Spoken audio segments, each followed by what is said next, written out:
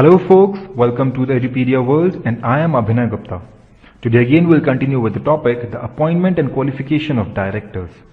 Right? And in our previous lectures we have already seen the appointment of various directors like the additional director, alternate director, filling up the casual vacancy, appointment of an independent director and all sorts of appointment. Right? But today what we'll be touching upon, the topic that we'll be covering today would be the appointment of directors by the central government. And this provision will not be covered by Companies Act 2013, but that will be covered by Companies Act 1956, right? Which is section 408 of Companies Act 1956. And as per the amendment so far, this section will continue to be applicable for at least your May 2016 examination, right? And that is an update so far because no other provision from Companies Act 2013 have yet been notified for this purpose for your examination. So let us start with section 408, Companies Act 1956, appointment of directors by the central government. So section 408, the directors who are appointed under section 408 will be considered to be the nominee directors, the nominees of the central government. But CG would appoint such a director only if an order is been made by the Company Law Board. So CLB. So basically if we see, then over here the power is entrusted upon the central government as well as the Company Law Board combined. So none of them can individually appoint a director into the company. The central government nominates the director, CLB will make an inquiry, and then if it gives its approval to go ahead, then CG will appoint a director. So the entire act of inquiry and feasibility study will be done by the Company Law Board, but it will be instigated by the central government and finally concluded by the central government again. So the Company Law Board has no suo motu power to make an inquiry or to pass any order. They can do so only if they have an application made, and that application would be made either by the central government or 100 members of the company, minimum 100 members of the company. So 100 or more members can make an application to the Company Law Board to appoint an additional to appoint a nominee director, right? And the members with not less than 1/10 of the voting power of the company can also make such an application. So these three entities, to be very specific, these three people, the central government, 100 members or more, or members with not less than 10 voting power, these three are actually given the power to make a reference, to make an application to the Company Law Board. And then the Company Law Board would make an inquiry and pass an order if it is satisfied. That is the procedure of how it goes, right? So over here when we talk about the power of central government to make the reference, then we would notice that the power of central government is mere an administrative power. And the only requirement for the central government to make this reference is the presence of any reasonable and convincing material before the central government for making the reference. If they have any reasonable and convincing material for reference, they can make a reference to the CLB. Which means that possession of a sufficient evidence as to the gross mismanagement or operation is not required. If there is any reasonable or convincing material that the CG thinks deemed fit to make an application to CLB, they could do so, right? You don't need an evidence for that. Now when we talk about passing an order if satisfied, then there are some essential conditions that needs to be present for passing the order, right? So what are those conditions? First is the affairs of the company are being conducted in a manner which is prejudicial to any member of the company or the interest of the company or public interest, right? So if the affairs of company are prejudicial to any public interest or the interest of the company, then that would be a condition for CLB to pass an order, right? The other condition would be if it deems fit that they have to appoint a director so as to prevent the current state of affairs of the company or to effectively safeguard the interest of the members of the company or the public interest. If they think that they need a director to do that, they would appoint a director. They would pass an order. The appointment would be done by CG, right? And when we talk about satisfaction, when we say that the CLB needs to be satisfied to pass that order, that means that the mere opinion, mere formation of an opinion would not be enough. They will have to be satisfied. And what would satisfy them? They would be satisfied with sufficient evidence and proof, right? That would ordinarily satisfy an unprejudiced mind, right? So that would be equated with satisfaction. And the other thing that we need to note over here is that the company would receive no opportunity of being heard. Right? They would not go and ask the company whether we should or we should not appoint a director for you. No. They would just go ahead and do the procedures. Right? Company would not have any say in this matter. So on the completion of the inquiry, if it is satisfied and we know if the conditions are present, the company law board may pass the order. Now what are the orders that it can pass? Right? The orders can basically be of two types. One is to appoint a director by central government. So CLB may forward the order to the central government to appoint a director into the board of the company, right? For any of the conditions that we have seen, the preconditions that have to be there.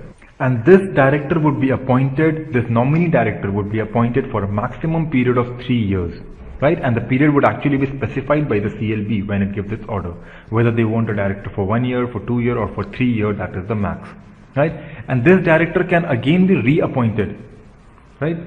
Or the appointment can be extended actually for a period of other 3 years to the max if the same conditions are still persisting.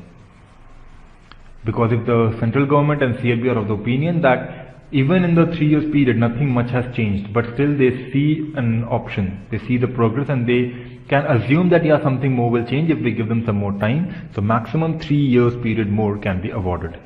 Right?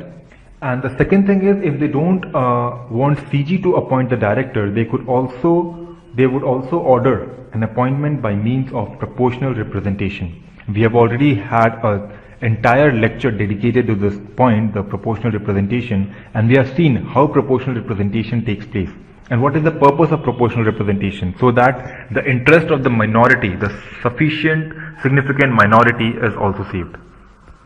Right? We have seen that proportional representation would actually give the power to all the directors, the majority as well as the minority, to elect their representative. It's a fair poll, it's a fair election.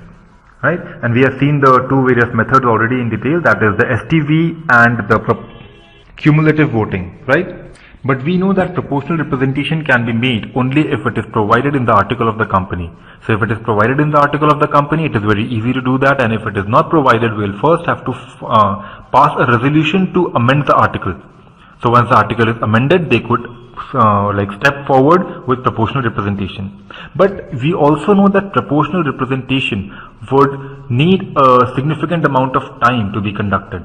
So in the meantime, they could order the central government to appoint some additional directors who would take care of the office until the directors by means of proportional representation are appointed and they take over the position in the board.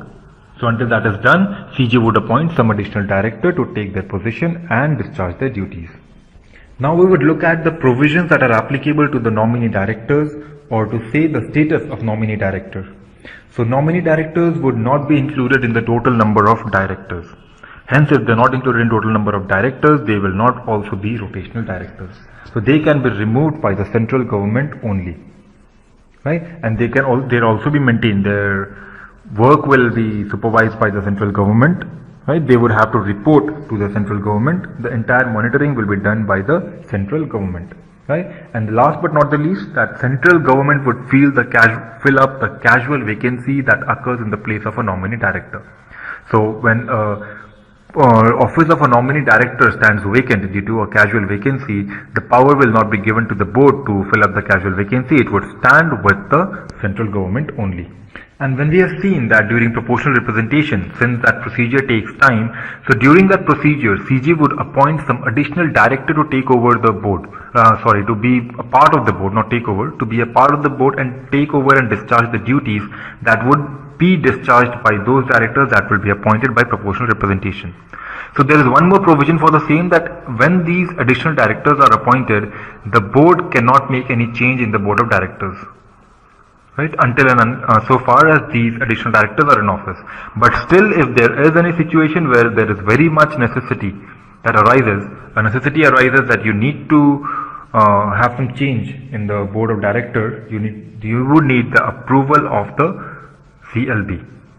So company law board would be the only body that could approve the change in the board of directors when the additional directors are still in the office. Then when the entire procedure is being undertaken, the central government also has the power to issue some directions to the company. So what are they? They could ask the company to change the existing auditor.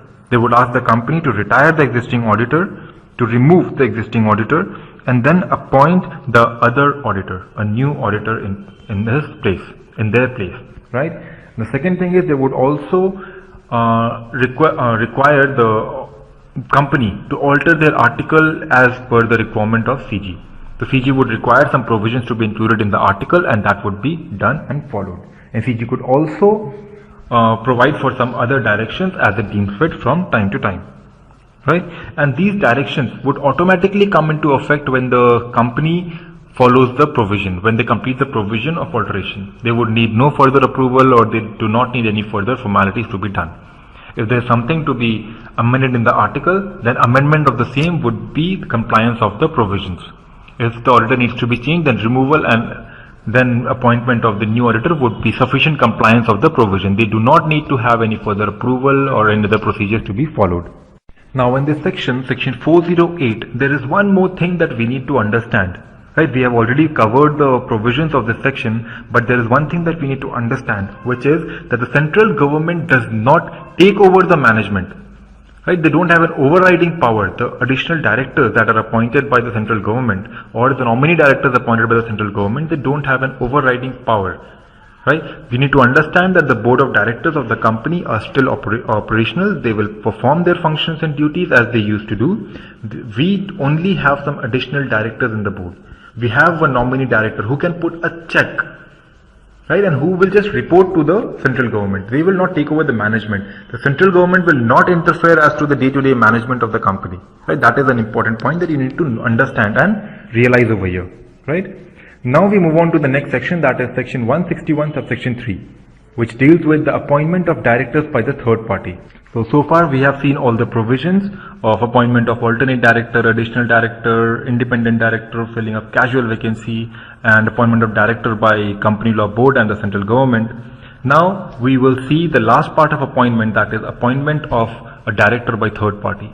Who are these third party basically? These are the lenders, the financial institutions, the bank, or anybody like that. Right? And why do they appoint a director? And what are those directors called? Those directors would be called nominee directors again. Right? And we know that they will not be included in the total number of directorship. Right? And these directors are basically appointed to ensure the compliance of the legal requirements by the borrower.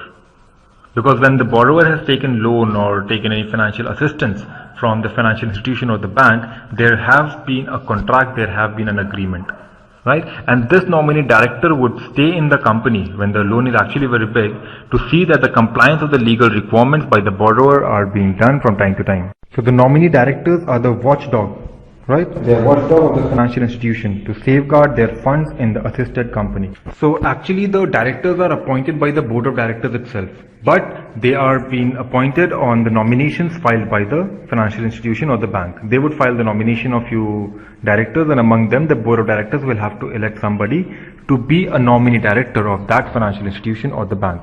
Right, and this power can be taken ahead by the board of directors. Like they can utilize this power only if the article of association of the company provides for the same. Otherwise, they will have to first amend the article and then abide by these provisions. Right. Then we also have a question that have appeared very recently in your CA final November 2014 attempt. We will discuss that and close the topic over here today. So as per the question brought forward by the CA Institute and CA final November 2014 examination, right, the issue was that the nominee director was appointed by the board of directors, but nothing of that sort was provided in the article of association. Neither did they have any agreement among them, between themselves, right? So we already know that this is not possible, right? Why is it not possible? Because first, they have no agreement between them for appointment of director. Second, there is nothing provided in the act regarding the appointment of a nominee director. And third, even the article of association does not allow the same.